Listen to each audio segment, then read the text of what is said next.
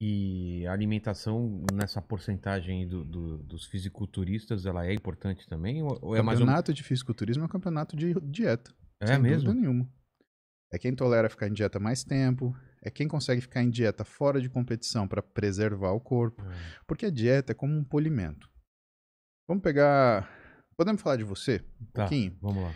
Você foi atleta, Isso, você teve 5% de gordura, isso. tá? Você tinha uma rotina. Corria, treinava todo dia, musculação, jiu-jitsu e tal. Quando essa rotina ela se complicou por conta do trabalho, o seu físico ele começou a seguir o que foi a sua ausência de rotina. Tá. Se hoje você simplesmente estabelecer uma rotina de horário, seu físico já muda. E eu falo que muda rápido. Muda porque tem uma 3 memória semanas. ou não? Muda porque você lida com trânsito de energia. E energia para o organismo é uma coisa extremamente importante, cara e complicada dele gerenciar. O teu corpo ele tem limites para fazer estoque. E mesmo quando ele consegue fazer estoque, ele faz estoques a partir de uma deturpação do que é a forma metabólica original. O tecido gorduroso, ele não é um tecido necessariamente para reserva. Ele é um tecido que contém, de forma fisiológica, mitocôndrias, que são organelas celulares que transformam energia em calor. Então, uma das funções do tecido gorduroso é fazer uma coisa que a gente chama de preservação de temperatura em mecanismos non-shivering, né? Onde você não precisa tremer para você manter sua temperatura corporal, no caso do frio, por exemplo. Isso é uma das funções da Tá. gordura. Quando você começa a fazer a gordura guardar energia além do que a capacidade original dela, por quê? A gente nasce com 20 bilhões de adipócitos, de células de gordura. A gente, se tudo der certo, morre com mais ou menos 40 a 44 bilhões, tá? Mas quando você cria uma situação que faça você ganhar gordura, você cria através de duas situações principais. Isso não sou eu que estou falando. Isso saiu uma revisão no Lancet, que é uma importante revista médica, em 2016, falando que as causas principais da obesidade, elas vêm de funções bioquímicas muito específicas. Primeira, resistência catecolaminérgica, né? Já vou te explicar o que é Ah, tá. isso. Segundo, inflamação. A resistência catecolaminérgica, e aí eu vou tentar passar isso de uma forma suave, ela é uma forma que faz com que o seu corpo ele não seja capaz de responder adequadamente à mensagem para você fazer lipólise, que é a liberação de gordura da célula gordurosa, e termogênese, que é a geração de calor através da gordura. Essa mensagem ela vem a partir de catecolaminas, adrenalina, por exemplo. Essa adrenalina ela é liberada por gânglios, né, simpáticos, né, pelo sistema simpático, e ela é controlada, essa liberação, por um lugar no seu cérebro que se chama núcleo arqueado. Seu núcleo arqueado ele controla a liberação de adrenalina. Essa adrenalina vai atingir um tipo de receptor da célula de gordura que chama receptor tipo beta 3. Esse receptor vai dar uma mensagem através de um mensageiro, de um segundo mensageiro chamado AMP ciclo, para liberar a gordura na circulação e queimar a gordura na mitocôndria. Tá. Quando você tem um excesso de adrenalina circulante ou quando você tem uma falha desse receptor, você estabelece uma resistência catecolaminérgica e isso impede que você faça lipólise e termogênese. A segunda modificação é por inflamação. Duas células de gordura juntas, elas se dividem, né? E essa divisão que vai acontecendo a partir disso, ela vai gerando algumas situações em que algumas dessas células de gordura, elas se quebram. Esse quebrar da célula de gordura, ele não é uma coisa que o corpo ele deixa passar barato. Então ele cria uma resposta a esse quebrar da célula de gordura. E nós chamamos esses pequenos fragmentos de célula de gordura de dumps. Esses dumps, eles fazem com que o nosso sistema inflamatório ele seja sinalizado, e a partir desse sistema inflamatório sinalizado, vem macrófagos naquela região. Só que os macrófagos, eles invadem outras células de gordura e provocam a lise dessas células de gordura. Quando isso acontece, outra célula de gordura é destruída, mais dumps são liberados, mais macrófagos vêm. O problema é que você fala assim, ué, mas então os macrófagos onde eles vão destruir as células de gordura?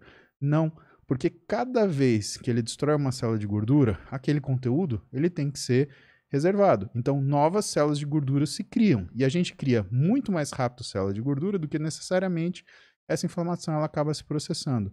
Então, quando a gente fala, por exemplo, da necessidade da gente tratar a inflamação sistêmica das pessoas que vem com tabagismo, Que com inflamação é uma etilismo, palavra que parece a pancada no joelho, exatamente. né? Mas inflamação é uma resposta fisiológica básica. Aliás, é a resposta mais rápida que o nosso corpo tem, né? Tirando que é a nossa percepção neurológica, então você tem o tato. Você tocou nessa mesa, você já tem informação da textura, da densidade, através do tato, isso é imediato. A segunda coisa é a inflamação. Você bateu aqui. Quais são os 5 sinais flogísticos, né? Dor, rubor, calor, turgor, perda de função. Tá. Quando isso acontece, isso é a primeira reação do seu corpo a um estímulo. Se esse é um estímulo nocivo, o seu corpo vai seguir uma segunda informação. E aí outras coisas vão ser liberadas. Bradicinina, tromboxanes, uma outra série de substâncias que vão ampliar a sua capacidade de defesa. O que acontece com as pessoas que têm obesidade, síndrome metabólica, são etilistas, são tabagistas, ou têm costumes alimentares ruins, é que essa inflamação ela se processa quietinha ali, dia a dia. E isso dificulta muito o processo, inclusive o processo de emagrecimento. Então, muitas vezes você tem uma situação de emagrecimento que ela é bloqueada ou dificultada porque a pessoa não trata o problema básico. E qual é a grande dificuldade? Não existe remédio para tratar esse problema básico, essa inflamação sistêmica. Isso você só consegue quando você organiza as rotinas da sua vida. Por isso que é importante fazer dieta e ter horário para comer, ter quantidades, estabelecer metas para você seguir, de goals na sua dieta. Ou seja, o objetivo não é você perder peso, Vilela. O objetivo é você fazer a dieta. Então a gente gamifica com o paciente. Ah, não é? Quantas...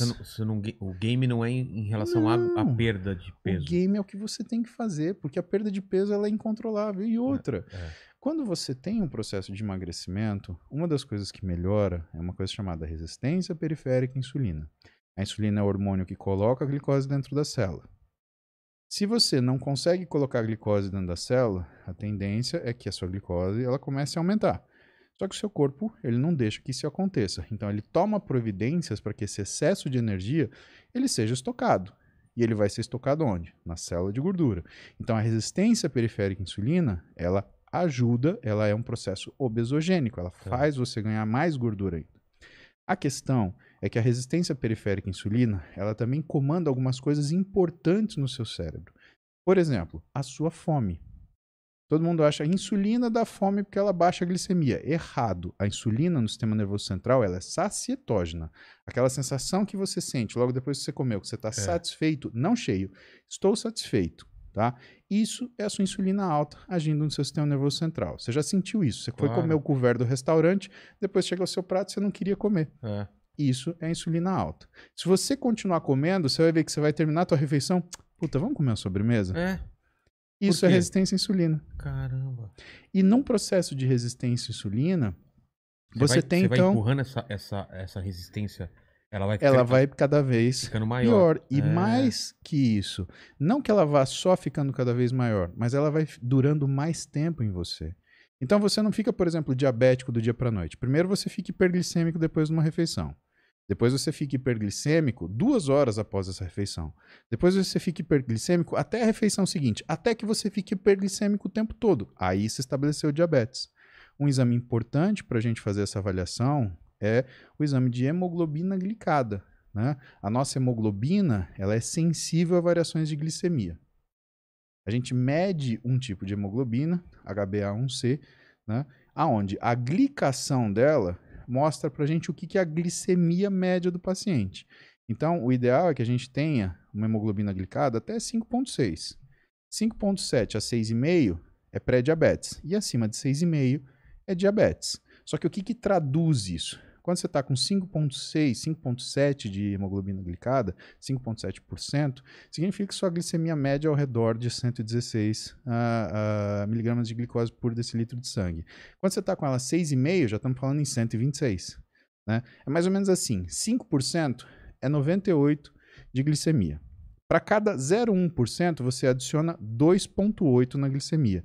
Então, quando você sai de 5 para 6, o que era 98 vira 118, né? E por aí vai. Caramba.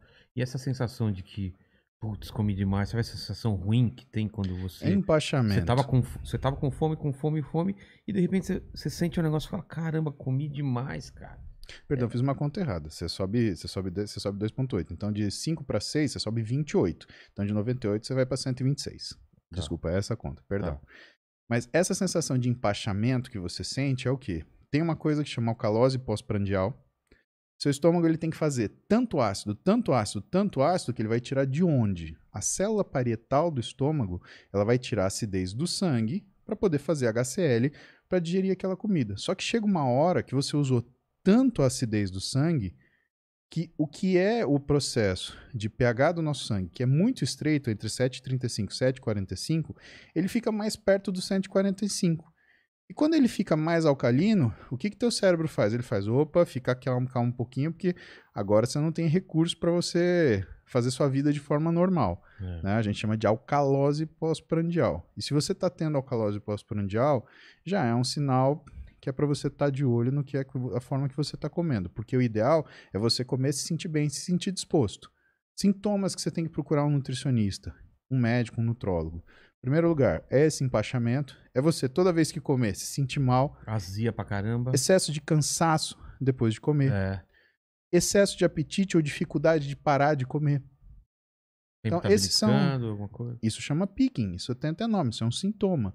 Né? Você tem que procurar um nutricionista e um médico para avaliar isso. O nutricionista para reorganizar a sua dieta e o médico para quê? Para fazer uma análise geral da sua saúde, para ver o seu risco de diabetes, para ver como é que está essa parte de metabolismo, porque essa é a parte importante. Com o que você está lidando? É por isso que é importante a gente ter um diagnóstico, porque aí ajuda a gente a conversar com o paciente e conversar nos termos da importância que aquilo tem, né? Que é justamente você ser claro com ele, honesto com ele. Eu não sou o tipo de médico que gosta de assustar o paciente. Eu sirvo o meu paciente está aqui, eu estou abaixo dele, eu trabalho para ele. Isso faz com que eu tenha uma relação com ele de adulto para adulto. Falo, olha, a gente tem esse problema aqui, eu preciso resolver isso com você. Com você, eu não consigo resolver para você. A medicação me ajuda a chegar até esse ponto. Eu preciso que você faça dieta, que você faça exercício, e aí a gente chega aqui. Chegando aqui, eu não sei o que vai ser. Como é que vai ser sua dieta, como é que vai ser seu exercício, mas a gente precisa chegar aqui. Vambora? Vambora. Assim que funciona.